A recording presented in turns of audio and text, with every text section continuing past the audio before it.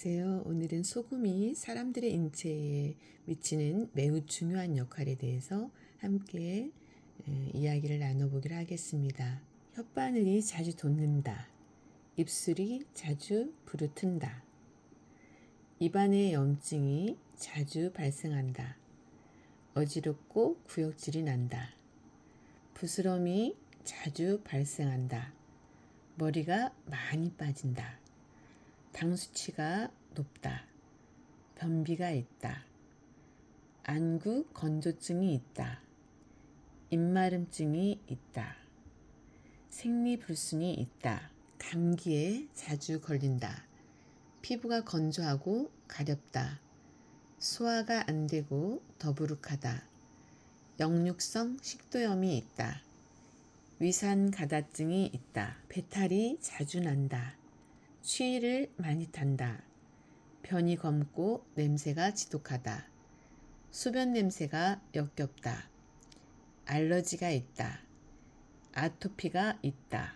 손이나 발이 자주 저린다. 관절염이 있다. 신경통이 있다. 허리가 자주 아프다. 무슨 맛인지 맛을 모른다. 다크서클이나 기미가 낀다. 기운이 없고 늘 피곤하다. 식은땀이 자주 난다. 에어컨 바람이 싫다. 종아리에 쥐가 자주 난다. 상처가 빨리 아물지 않는다. 통풍이 있다. 대상포진이 있다. 대상포진이 온다. 손과 발이 차다. 머리가 자주 아프고 열이 난다. 소갈증을 경험한 적이 있다. 위염이나 간염 등이 있다. 차를 타면 멀미를 한다. 수전증이 있다. 검버섯이 많이 생긴다. 온천이나 사우나 같이 뜨겁고 더운 것을 좋아한다. 천일염은 바닷물을 염전으로 끓여들여서 바람과 햇빛으로 수분을 증발시켜 만든 소금이다. 이와 같은 증상들이 생기면 몸의 염분이 부족하다는 증거이다. 아까 위에서 말씀드린 증상이 생기면 몸에 염분이 부족하다는 증거입니다. 이러한 상황에서도 염분 섭취를 늘려주지 않는다면 돌이킬 수 없는 질환이 곧 올 것입니다. 소금은 반드시 여러 가지 미네랄이 살아있는 간수가 빠진 천일염을 드셔야 합니다. 하루에 2-3번 정도 염도계로 소변 염도를 체크해서 0.9% 이상이 나와야 체액도 염도 0.9% 이상이 유지되고 있다는 증거입니다. 이때 물과 소금이 부족하면 피부나 소변이나 대변에 들어있는 소금물을 끌어다 재활용을 하기 때문에 모두 문제가 발생하는 겁니다. 지구상의 모든 동물들은 염분 섭취량에 따라 평균 수명이 좌우된다는 것을 알 수 있습니다. 사람들에게 식생활에서 유용하게 이용되는 소금의 중요성. 첫째, 신진대사를 촉진시킵니다. 소금은 음식물을 분해하고 노폐물을 배설 처리하는 역할을 하는 장기들에 좋은 영향을 줍니다. 즉 인체 내의 신진대사를 주도하는 것입니다. 인간의 건강을 해치는 최대의 원인은 신진대사의 이상입니다. 두 번째, 소화를 돕고 위장의 기능을 높여줍니다. 위액의 주성분인 위염산은 몸 안으로 들어온 음식물을 소화시키는 기능을 담당합니다. 소금은 위와 장벽에 붙은 불순물을 제거하고 장의 유동 작용을 도우며 장내의 이상 발효를 방지하여 장의 기능을 높여줍니다. 세 번째, 삼투압 작용으로 체액의 균형을 이루게 합니다. 몸 안에 수분이 많으면 위장이 약해져서 소화액이 묽어져 소화 기능이 떨어지고 맛도 잘 느끼지 못하여 식욕도 떨어지게 되며 혈당이 저하되어 원기가 약해지니 체력이 쇠약해집니다. 특히 염분은 수분을 적당하게 조절하여 신체가 산성이나 알칼리성으로 치우치지 않게 하고 영양분을 잘 흡수 저장하게 합니다. 네 번째, 소금의 주 공급원은 미네랄, 천일염일 경우에 가능합니다. 인체는 생리 기능을 행하는 데 절대로 필요한 미네랄, 나트륨, 칼륨, 니켈, 철, 아연 등등이 있어야 하는데 미네랄은 깨끗한 물 속에서도 소량이 존재하지만 음식물을 통해서 공급되는 미네랄의 주 공급원은 바로 소금입니다. 그러므로 물을 마실 때 소량의 소금을 타서 마셔주어 미네랄을 보충하는 것은 매우 중요한 일이라 할 수 있습니다. 미네랄은 인체의 혈관을 정화시키고 소화 작용을 도우며 장의 기능을 높여서 단백질이 소변으로 배설되는 것을 방지하는 역할도 합니다. 소금 중 천일염은 인체에 해가 되는 염화나트륨을 몸 밖으로 배출시키는 역할을 담당하는 미네랄이 풍부합니다. 다섯 번째, 소화를 돕고 위장의 기능을 높여줍니다. 위액의 주성분인 위염산은 몸 안으로 들어온 음식물을 소화시키는 기능을 담당합니다. 소금은 위와 장벽에 붙은 불순물을 제거하고 장의 유동작용을 도우며 장내의 이상 발효를 방지하여 장의 기능을 높여줍니다.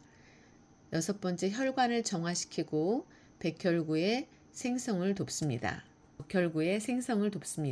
적혈구의 주성분은 철분이며 음식물, 특히 해조류 중에 철분을 소화시키는 것은 위염산입니다. 이 위염산은 소금 속에 함유된 염소이온이 만들기 때문에 소금 섭취가 부족하면 소화가 안 될 뿐 아니라 철분이 부족하여 적혈구가 생성되지 않아 빈혈이 되는 것입니다.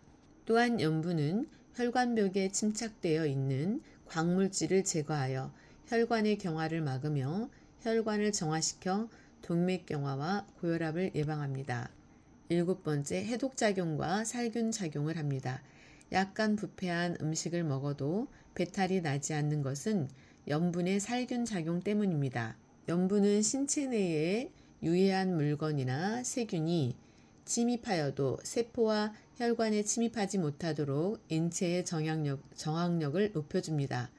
그늘지고 습하여 불결한 곳, 하수도 쓰레기장 등에 적절하게 소금을 뿌려 놓으면 팔이나 모기의 번식을 막을 수 있으며 벌이나 진해에 물렸을 때에도 소금물을 환부에 발라주고 계속 마찰하여 독을 빼내면 아픈 통증도 가라앉고 부은 것도 빠지게 하는 역할을 합니다.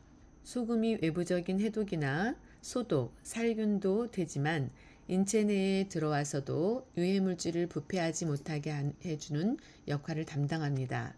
우리 인체에서 가장 튼튼한 근육인 심장으로 심장의 근육에는 인체에서 가장 많은 염분을 함유하고 있습니다.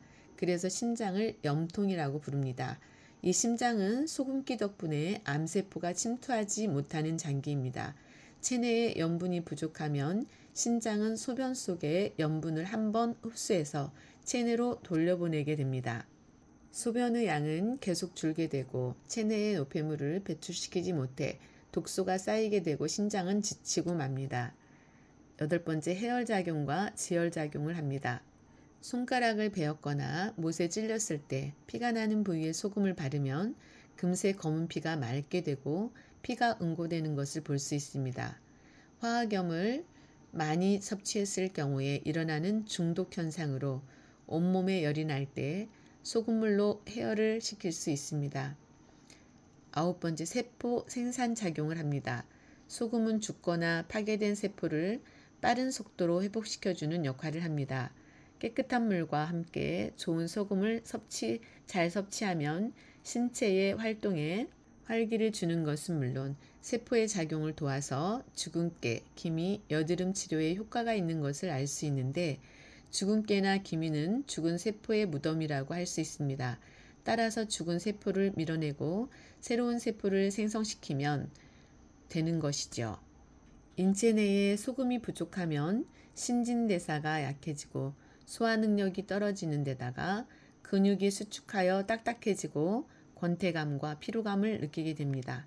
정신적으로도 수동적이 되고 성실성을 잃어버리며 매사에 의욕을 잃기 쉬워집니다.